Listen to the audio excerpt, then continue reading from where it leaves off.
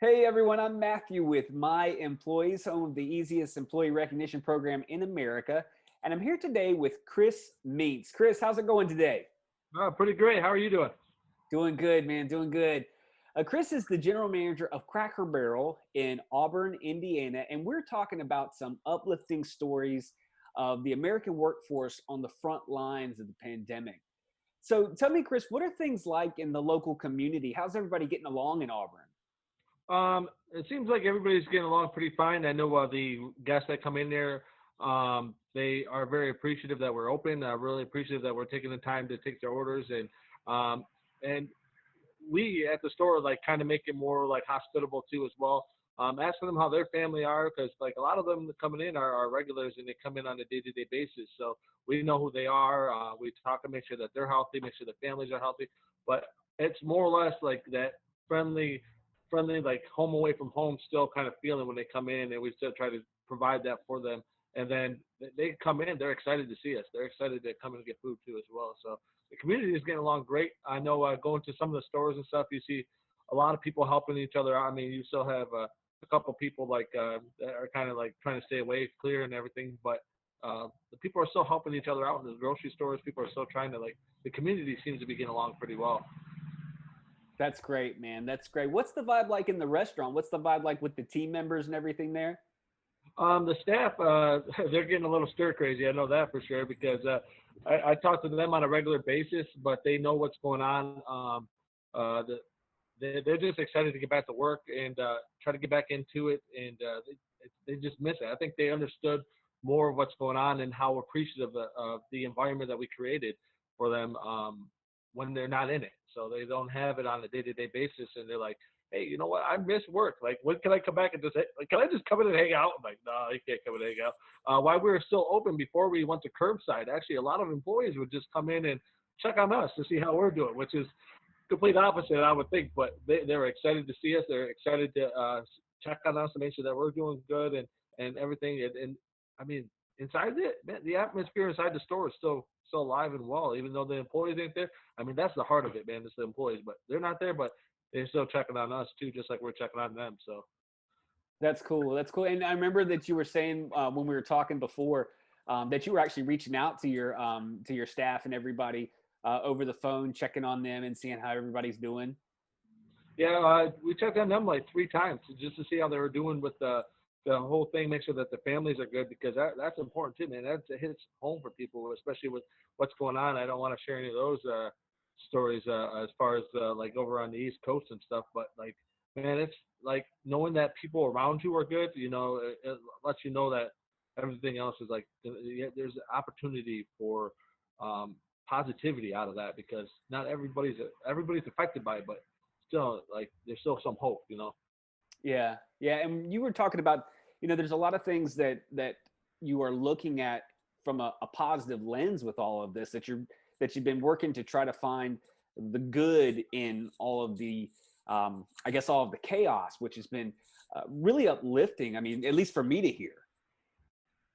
Yeah, it's and that's exactly it. You got to come at it with a positive perspective at it, and see like, hey, at the end of the day, there's going to be a ton of changes at the end. The industry that we know with today, it's not going to be the same as it was yesterday, and we got to know to be able to grow and adapt to the fact of the changes that are going on, and look at it from that like, how are we going to make it better for our guests? How are we going to make it better for our employees?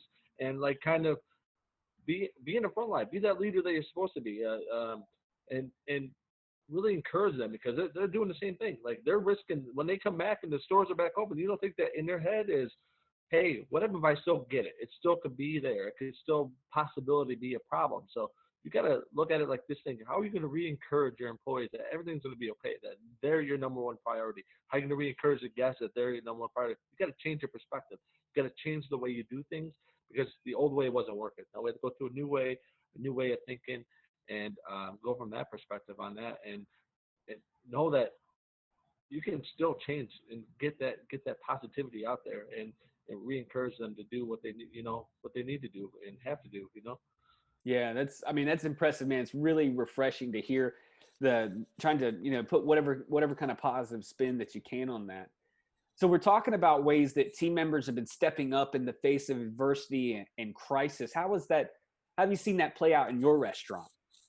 Um, actually, it's at first, man. You get we have communication through that we do through our emails. Our home office is constantly every single day communicate with us of things that we got to do, and it's like having that communication with your management team, having that communication with your employees, the guests, and let them know what's going on. It's very crucial, but the way my team, like my manager, stepped up to the plate to say, hey, you know what? We got to take this on full horn, grab it by the horns, and go with it. Because at the end of the day, if we don't do this right, man, it could affect a ton of people. It doesn't just affect us. It affects us at home. It affects our employees at home. It affects our guests at home. And we got to make sure that we're doing it correct. And they jumped right to the plate. They're like, hey, we're doing it for them. We're doing it for us. We're doing it for the environment. We're doing it for society. We're doing it. And it was a beautiful thing because instead of pushing one another aside. We're like pulling them in. Like, hey, we're gonna do it together. We're gonna get it together. We're gonna figure it out. It's new. We don't know what it is. We're scared. Okay, it's okay. We got this. We're gonna do it. We're gonna be great. And it's a beautiful thing of how the environment was at the store with the management team, with the employees. They understood what was going on.